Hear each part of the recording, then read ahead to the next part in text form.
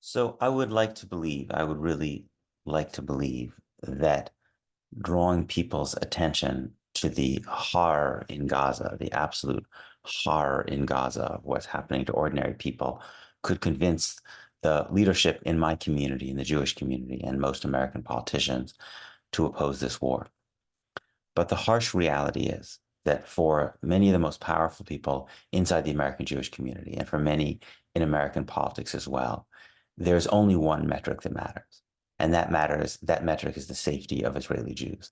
Essentially, any number of Palestinian deaths are acceptable if it produces an increased safety for Israeli Jews. That's essentially the equation that leads the American Jewish establishment to continue to support this war, even as the number of people who are dying and wounded and displaced goes up and up and up.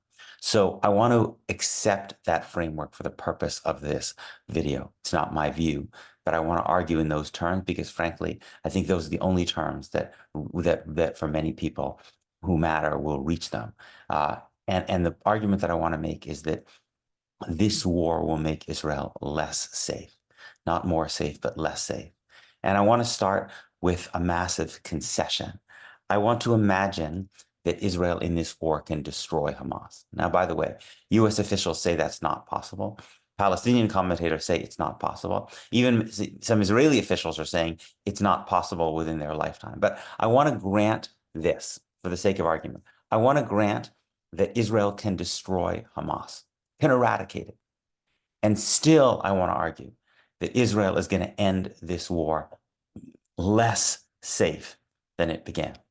And the first thing for people who find that hard to believe, I would really encourage them to do is look around at what Palestinians are saying. Listen to what Palestinians are saying. See if you can find a single credible Palestinian commentator on Palestinian politics and on this war who believes that destroying Hamas would make Israel safer. I suggest that you will have an extremely difficult time finding a single reputable Palestinian commentator who says that destroying Hamas, if that were even possible, would make Israel safer. Now, why is that? Because Palestinians recognize that Palestinians do not resist Israel because of Hamas. They began resisting Israel long before Hamas was even created, and Palestinians resist Israel because Palestinians are not free. And to illustrate this point, I want to go back to a period in time long before Hamas was created. There was this comes from an essay called "The 12 Wars on Gaza" by a French academic named Jean-Pierre Filou, and he writes about the early 1950s. So most of the people in Gaza are from the families of refugees. Most of them were expelled from Israel during Israel's War of Independence. Many can actually see the lands from which their families were expelled or fled in fear. So from the very, very beginning of Israel's creation, Palestinian refugees, especially in Gaza, where there's such a high percentage of refugees, have been trying to return back to their homes. And since literally the first years of Israel's creation, Israel has been going in and invading Gaza because its problem, again, 25 years before Hamas was created in the late 1980s, this is the early 1950s, Israel was going in militarily to Gaza because Gaza represented a threat to Israel, and the fundamental threat it represented was all of these refugees who wanted to return. So Filou talks about an incident in 1953 when a young Ariel Sharon comes in with a group of commandos and kills 20 people in a refugee camp in Gaza in 1953, because the fundamental problem then, as now, was not with the particular Palestinian resistance organization. There have been many. It was the fact that Palestinians were crowded, and particularly in Gaza, crowded into this territory, this extremely overcrowded, extremely poor, burdened territory, and they wanted to return to their homes. And so that's why, if you look at the armed resistance in the 1970s by Palestinians, including terrible acts of violence against Israeli civilians, the Munich Olympics attack, the Ma'alot massacre on children in 1974, the airline hijackings, none of them were done by Hamas because Hamas didn't exist. None of them were even done by Islamists. They were largely done by leftists and nationalist Palestinian factions. And that is part of the reason, indeed, that Israel in the late 1980s was actually sending money to the Muslim Brotherhood, the precursor of Hamas, in Gaza, because they thought, given their experience with leftist and nationalist groups, that they could not imagine that a Palestinian Islamist group would be more radical. They assumed that it had to be more moderate because they had endured so much armed resistance from Palestinian leftist and nationalist factions, because the reason for the resistance didn't have to do with the particular ideology or name of the Palestinian resistance organizations. It was because Palestinians had been dispossessed and were fighting against their dispossession. So you destroy Hamas. Let's imagine, and I'm talking to people who only care about Israeli Jewish safety here. You destroy Hamas. And what then? We know that Hamas recruits from the families of people that Israel has killed, right?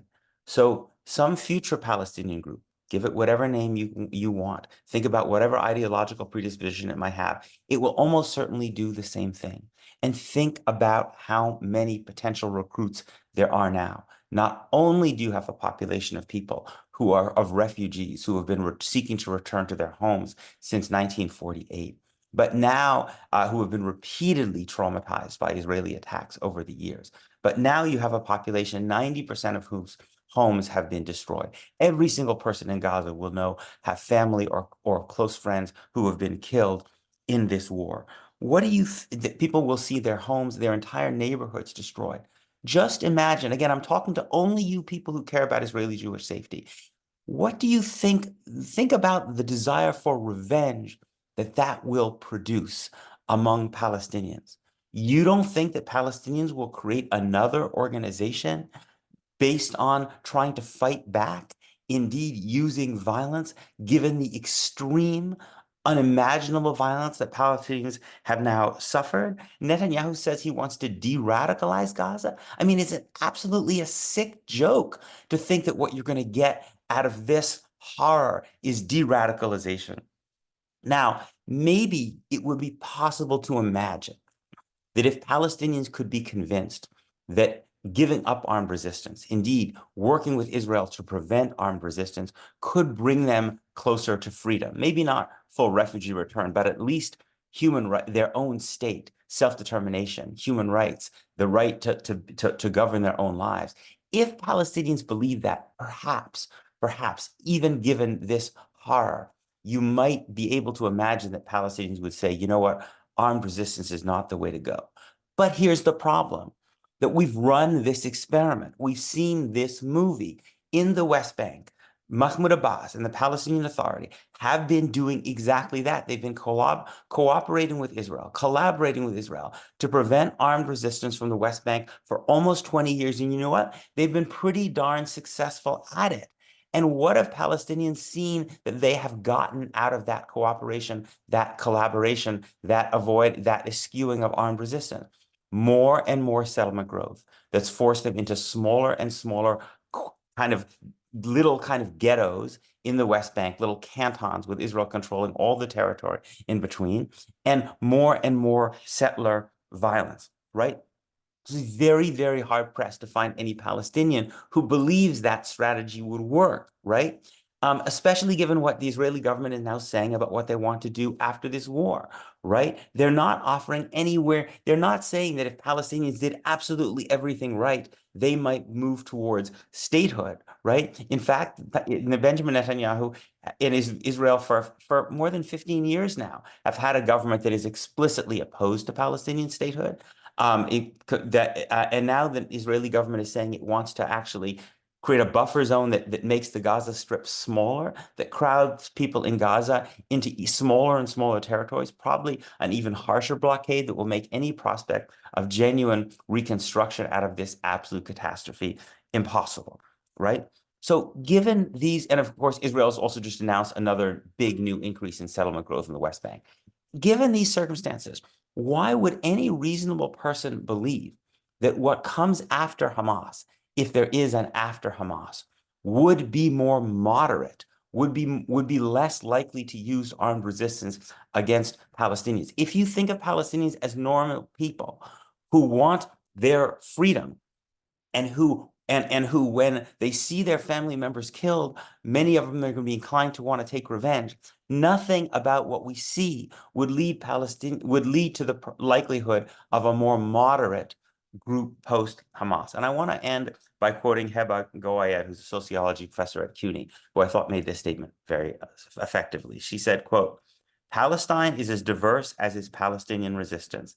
It has been Arab socialist and Marxist. It has had Christian leadership. It has been secular and Islamist. Hamas does not begin Palestinian resistance, nor does the resistance end with them. It ends only with a free Palestine." And I would just add that since Palestinian resistance is inevitable because resistance to oppression is human, if you want Palestinians to resist that oppression in ways that are ethical, in ways that are in conformance with international law, which do not lead to the killing of Israeli civilians, you need to show Palestinians that that kind of ethical and legal resistance works. You need to support forms of boycotts and sanctions and conditions of military aid and efforts at the International Criminal Court and efforts at the International Court of Justice and things like the largely nonviolent Great March of Return. The more you fear armed Palestinian resistance, the more you should be supporting nonviolent, ethical Palestinian resistance. Israel historically has never been able to imagine that the Palestinian group it was fighting at that moment was not the worst enemy it could ever face, but it has a history of, by wreaking catastrophic devastation, but it has created enemies that proved to be worse. In the early 1980s, it couldn't imagine anything worse than the PLO. It went into Lebanon, largely destroyed large parts of Lebanon, and laid the foundation for Hezbollah. It couldn't imagine anything worse in Gaza than the PLO either. It supported the creation of and helped the creation of Hamas, and now it can't think of anything worse than Hamas.